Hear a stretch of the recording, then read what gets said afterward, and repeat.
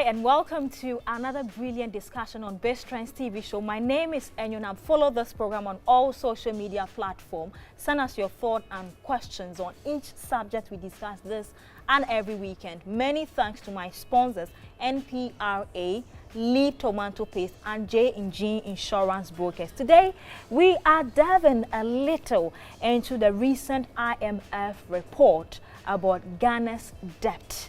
Yes, we don't know what's going on, but we need to know.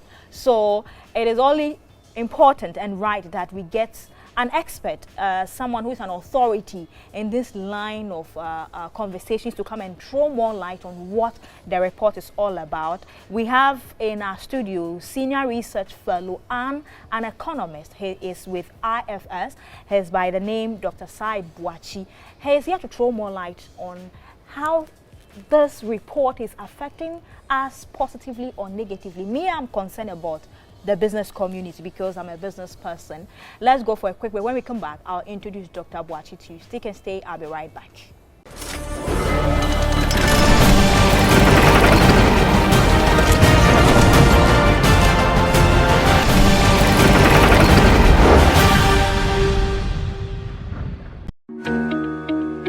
Oh. And you know, my claim is not covered by the insurance policy I arranged. Boakye, I've always advised you to let J&G Insurance Brokers, the insurance professional, handle your insurance to avoid gaps. At J&G, we analyze your insurance needs, we arrange cover with the best insurer with a track record of prompt claims payment, and above all, we facilitate and negotiate your claims. Call Dr. Gideon Amenyedo, the CEO, on 0244 333335 or 0504 333335. You can also email him, Gideon, at jinginsurancebrokers.com or visit our website, jinginsurancebrokers.com. Thank you very much, Enyonam. I'm calling doctor right away. At J&G Insurance Brokers, negotiating a great insurance deal is our business.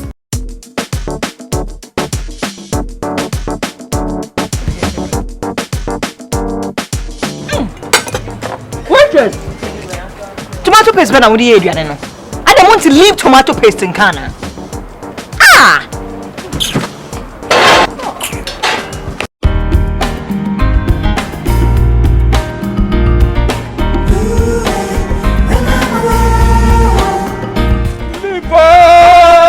Leap!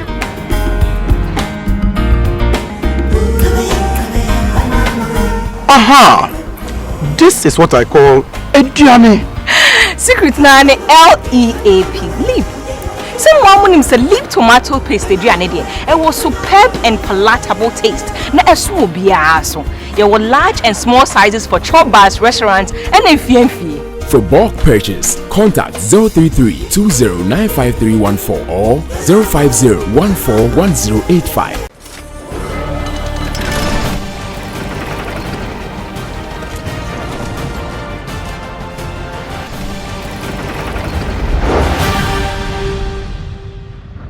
Welcome back from that quick break. It's still Best Trends TV show, and today our conversation is on Ghana's high stress debt report that was released recently by IMF. Dr.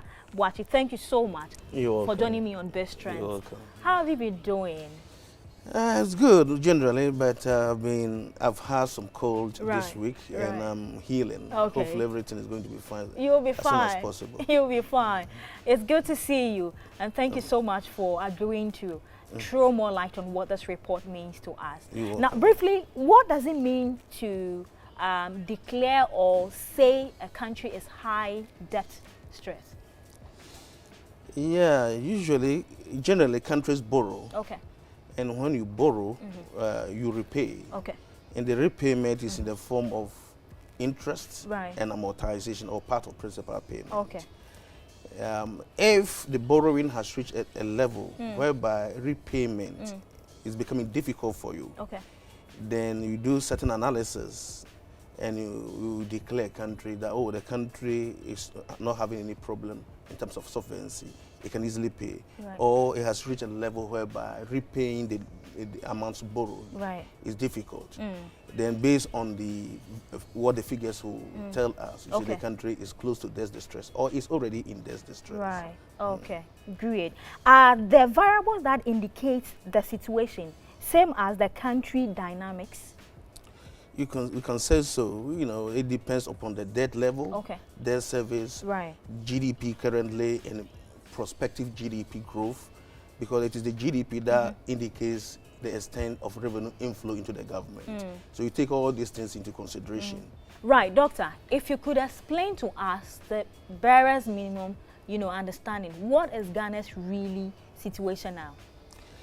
It is as IMF declared that it's close to debt distress, in a sense that Ghana's ability to settle the debt is becoming more and more difficult. Okay. If I'm to explain it in layman terms, I could track history as to the extent to which Ghana's debt service has been impacting upon our revenue. Okay. After the HIPIC debt relief in 2007, debt service payment, which comprises of interest payment and principal payment, which is called amortization. When you add these things together, it constituted about 17% of our total revenue and grants. So the country will receive, say, 100 cedis, for instance. It will take about 17.9 out of the 100 cedis to settle the debt. It was a little bit difficult, but not so difficult. The country had then emerged from HIPIC. Some of the debt had been forgiven. And for that matter, 16.9%, which is around 70%, wasn't a problem. But the country continued to borrow. It was borrowing, too much borrowing, that entered the country into HIPIC. But it had come out in 2007. Debt service expenditure was only constituted 17%, but the country continued to borrow. In 2008 alone, debt service expenditure increased to 20.9%. But it came down, and by the end of 2012, it was 18.3%, which was still not so much big. You take all your revenues and grants, and it is only 18.3% that you use to service your debt. But starting from 2013, things began to change. The borrowing increased? The borrowing increased drastically, began to increase drastically. 18.3% debt service expenditure in 2012 increased to 45.7% in 2016. So in 2016, 45.7% of all your revenue is being used to settle debt alone. And as if that was not enough, by the end of 2019, this figure had increased to 55.7%. So all the revenues the country is collecting in taxes, in non-tax revenue, fees, charges, in addition to even foreign grants, you put them together, now 55.9%, which is basically 56%, is being used to service your debt alone. But we have a plethora of expenditures to take care of. So that is why when you make this assessment, of course, the debt service assessment is more technical than this. But in layman's terms, you realize that how come that a country that was using only 17% for debt service now is using 56% to service the debt alone? I mean, the borrowing has been too much. Yes. Does it mean Ghana cannot rely solely on what we generate, the income we are able to make here?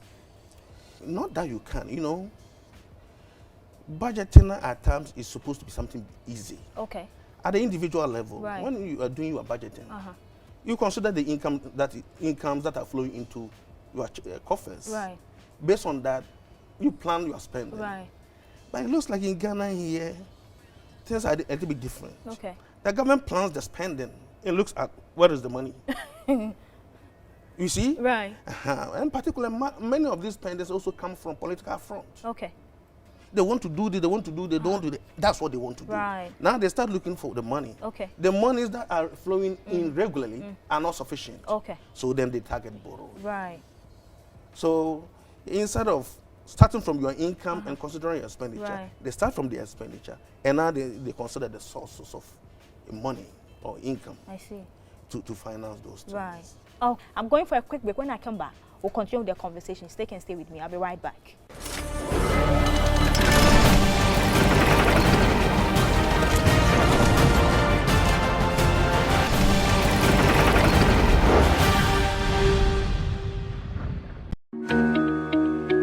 Oh.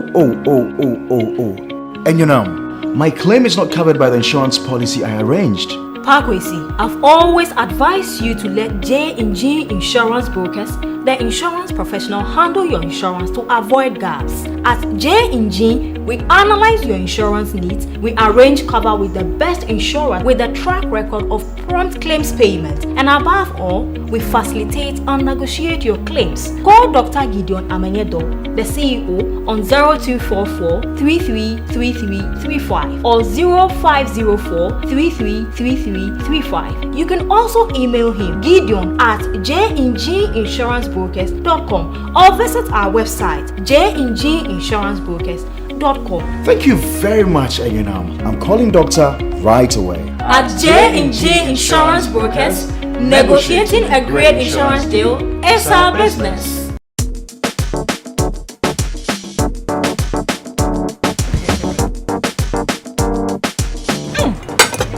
Waitress! Tomato paste when I would eat, I don't want to leave tomato paste in Ghana. Ah!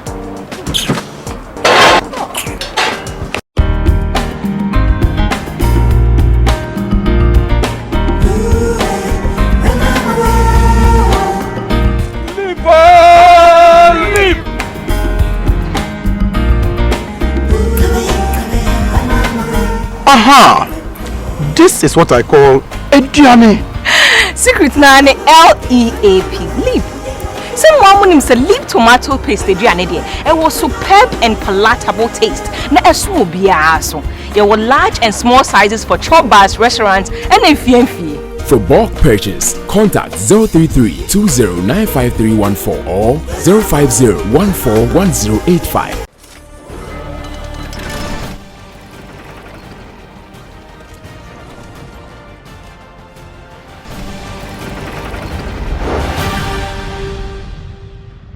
So welcome back from that quick break. It's still Best Trends TV Show. Follow us on all social media platforms, Facebook, Instagram, and Twitter as Best Trends TV Show. If you missed this episode, go on our YouTube channel, Best Trends Show Ghana, and watch the episode you missed. Doctor, to a layman's understanding, 70% of GDP is the limit that's safe to call a country a high distress, but we are not there yet. So why is the IMF in a hurry to declare us a high distress country? You see, I analyzed debt distress from the perspective of debt service. Right. Now you are talking about debt distress in terms of debt stock. Right. I'm a little bit uncomfortable using debt stock related to GDP to do the assessment. Right. In a sense that our rebasing of the GDP is such that at times you don't understand why things are changing like that. In 2010, the country rebased the GDP, and Ghana Statistical Service argued that there were certain sectors that had not been captured. Okay. So they had captured it. Right. And they were excited. At that time, GDP increased all of a sudden by about 60% in 2010. Right.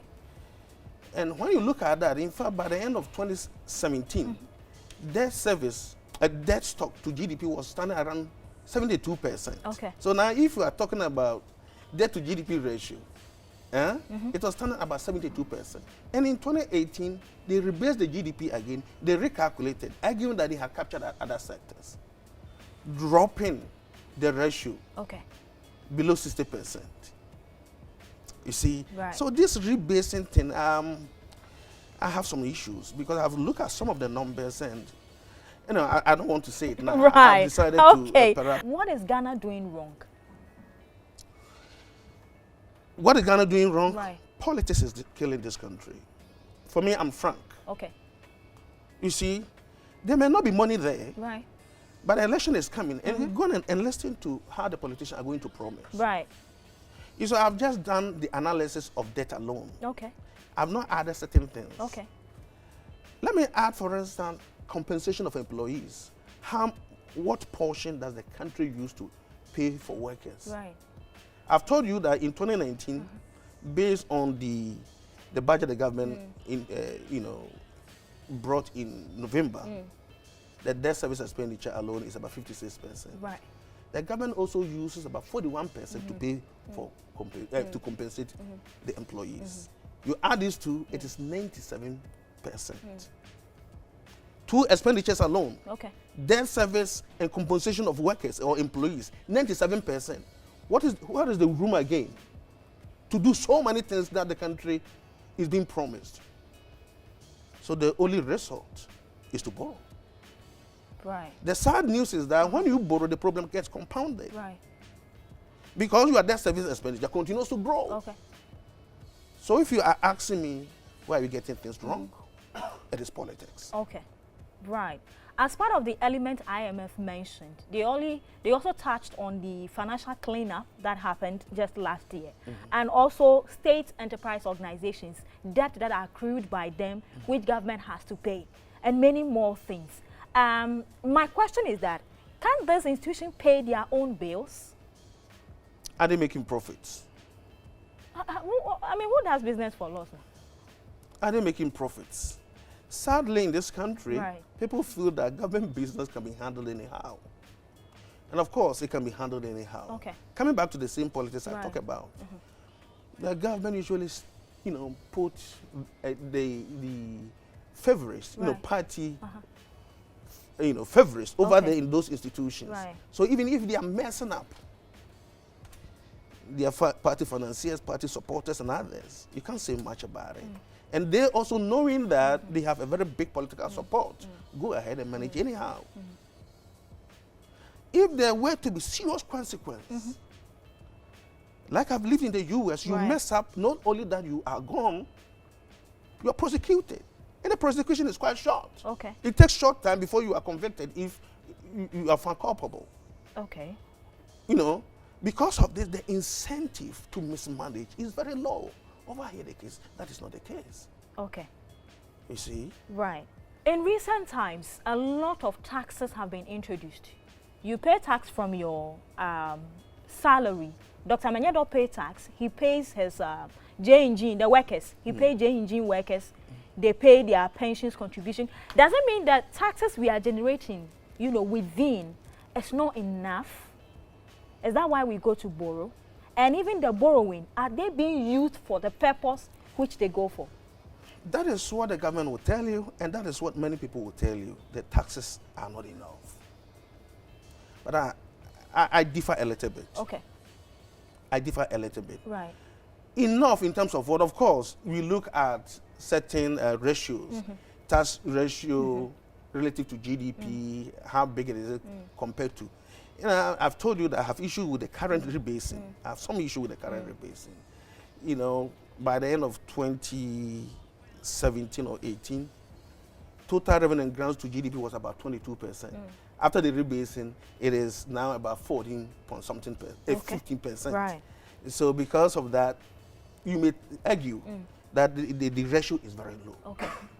On that sense, you argue. Right. But my question is, if even what is flowing in is not so much, right, how are you doing your planning? You have to plan within your means. Okay.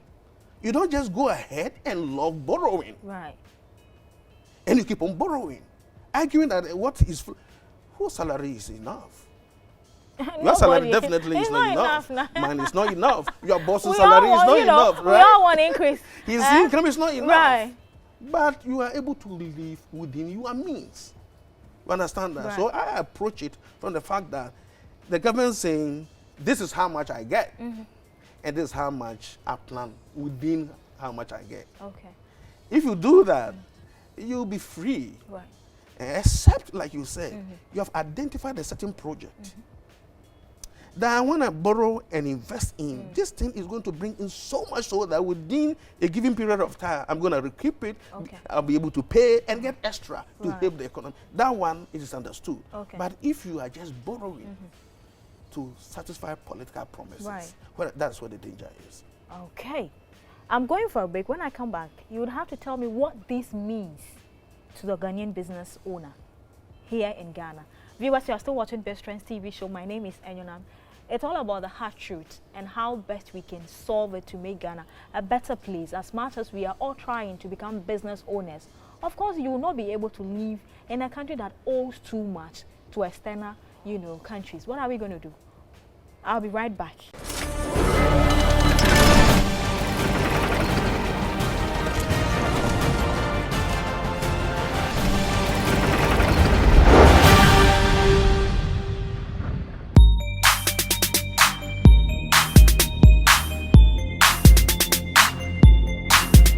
Welcome to Kwame Showbiz Boutique. We are located at Achimota Neoplan, adjacent the Malcolm. For all kinds of events, weddings, award ceremonies, parties, engagements, just walk to our boutique. We have all kinds of clothes, very quality but affordable. We work from Monday to Saturday from 7 a.m. to 8 p.m. You can also call us on the number displayed on your screen. Follow us on all social media platforms. Kwame Showbiz Boutique. Kwame Showbiz Boutique, West African best kept secret in clothing.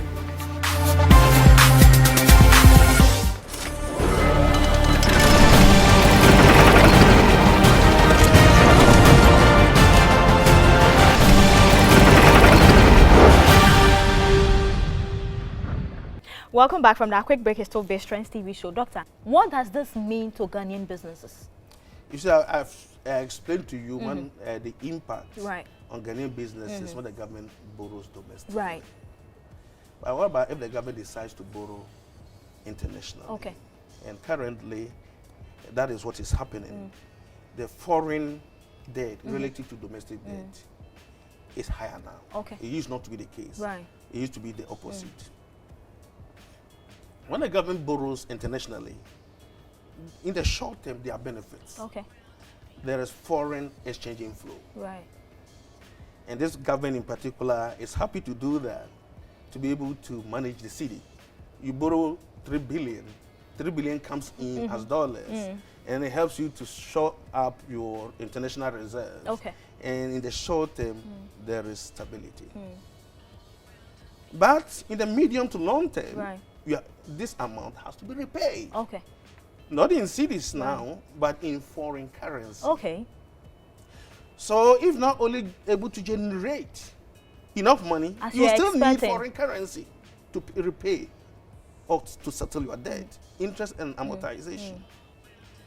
What makes this thing even riskier is that when the city becomes to depreciate, now you need even more and more cities. The government generates its revenue in cities. So now you need more and more cities to be able to have the same amount of dollars to repay.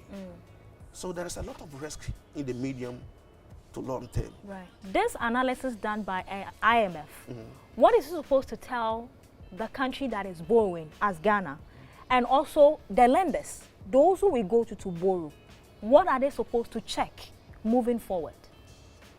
Let me start with the lenders. For Ghana, the Ghana government have said a lot about. For the lenders, they compensate by charging you higher and higher interest rate. A country, a very stable country, a country that is managing its fiscal affairs well, maybe paying about 3% interest rate when they borrow internationally. Okay. But a country like Ghana may be paying about 10% because they feel that the risk of default is high. Right. So for the lenders, they make sure that they charge you higher interest rate. Okay. And for you, the borrower, it adds up to your burden. Right. Right. I don't know if you've read, but government has instituted a committee to check why the cedi is depreciating. Does that make sense? Would it solve any problem at all? Is that what we actually need to solve this cedi depreciation? To begin with, it doesn't take anything out of the picture. So if there's a committee thinking about it, no problem. But the government really understands. To me, every single economist understands the cause of the problem. The cause of the problem is too much fiscal, inappropriate fiscal management. That's part of this problem. You may talk about the fact that the private sector is not strong, but the private sector needs a very good environment to operate. Right. And if the fiscal environment or the monetary environment is not so good, the private sector cannot operate very well. You understand that? So it all boils down to the government. What is the government doing? To what extent is the government effectively managing the fiscal sector? You see, and the government knows that. Too much spending, that is beyond your revenue. Strength. Your ability to pay will make you borrow. And if you keep on borrowing, particularly since there have been so many campaign promises, then you keep on building up the debt. And the repercussions are what you see. There are great institutions like yours, for instance, IFS, there is Imani, there is Private Enterprise Federation, there is Ghana Chamber of Commerce. Countless of them, all those people, come together to make the private enterprise. They contribute, they make input. Does it mean that you people are not telling government anything? Oh, we do, and we are happy that the government takes some of it. For instance, in 2017, IFS, in fact, I did a presentation. When the new government was coming in, we made an assessment about the state of the country fiscal position. Right. And we realized that it wasn't good it wasn't good. For the debt service expenditure, you add it to compensation, and you add it to statutory funds. When I say statutory funds, I mean get fund, rule fund, and others. These are transfers that, according to the rules, set that when you get monies, these amounts have to be transferred automatically, meaning the government doesn't have control. Okay. So these are what we call inflexible expenditure items. But debt service has to be paid. It's rigid. Right. You have to pay your workers, and you have to transfer these. Right. When you add these three expenditures, they were more, and they continue to be more than the government's total revenue and grants. But we knew that the government had made promises to do a lot. So you said, to be able to have money to do certain things, particularly public investment, there was no money other than to borrow. Because three expenditure items alone are more than all your revenues and grants. So you say, to be able to have access to be able to do public investment, you have to cut down these three expenditure items.